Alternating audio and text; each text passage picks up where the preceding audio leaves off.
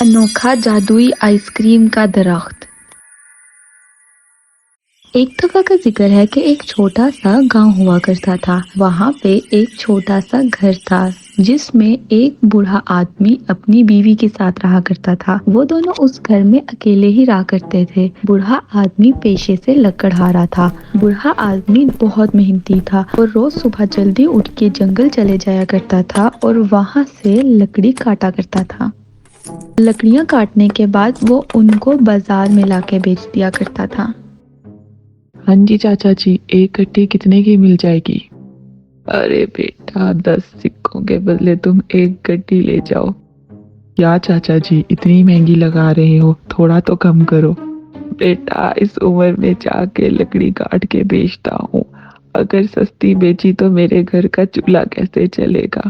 چلو ٹھیک ہے چاچا جی، 10 سکوں کے بدلے آپ مجھے دے دو ایک گڈی۔ اس طرح وہ لکڑیاں بیچ کے اپنا اور اپنی بیوی کا خرچہ نکالا کرتا تھا۔ ایک دن روز کے مطابق وہ لکڑی کاٹ رہا تھا، تبھی اچانک اس کی طبیعت خراب ہونے لگی۔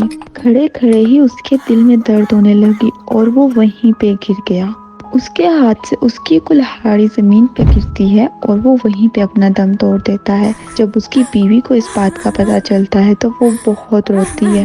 اس کے شوہر کے علاوہ اس دنیا میں اس کا کوئی بھی نہیں تھا۔ جو پیسے مشکل وقت کے لیے رکھے تھے وہ انہی پیسوں سے اپنے لیے کھانا خریدنے لگ گئی، لیکن وہ پیسے بھی آخر کتنا عرصہ چلتے۔ ایک دن وہ جنگل میں اسی جگہ پہ بیٹھی تھی جہاں پہ اس کا شوہر آیا کرتا تھا۔ تب اچانک اس کی نظر ایک چمکتی ہوئی چیز پہ پڑتی ہے۔ وہ چمکتی ہوئی چیز کسی پودے کا بیج تھا۔ وہ اس کو اٹھا کے اپنے ساتھ ہی اپنے گھر لے آتی ہے۔ گھر لا کے وہ اس کو زمین کے اندر بو دیتی ہے اور اپنے گھر کے اندر چلے جاتی ہے کھج کھانے کا انتظام کرنے۔ پتہ نہیں کیسے لیکن راتوں رات وہ بیج ایک بہت بڑے پیڑ میں بدل جاتا ہے جس کے اوپر بہت زیادہ آئس کریمز لگی ہوئی تھی۔ جب صبح ہوتی ہے اور وہ اپنے گھر سے باہر نکلتی ہے تو یہ دیکھ کے بہت حیران ہوتی ہے۔ اس کے گھر کے باہر ایک بہت بڑا پیڑ لگا ہوا تھا جو کہ آئس کریم سے بھرا ہوا تھا۔ ارے یہ کیا؟ یہ کیسے ہو گیا؟ کیا وہ چمکتا ہوا بیج کوئی جادوئی بیج تھا جس سے یہ جادوئی پیڑ بن گیا ہے؟ اس کے اوپر کتنی زیادہ آئس کریمز لگی ہوئی ہیں اور یہ میلٹ بھی نہیں ہو رہی، کیسی عجیب بات ہے۔ سارا دن اس کے دماغ میں بس وہ آئس کریم والا پیڑ موجود تھا۔ اس کے دماغ میں ایک بہت زبردست آئیڈیا آتا ہے۔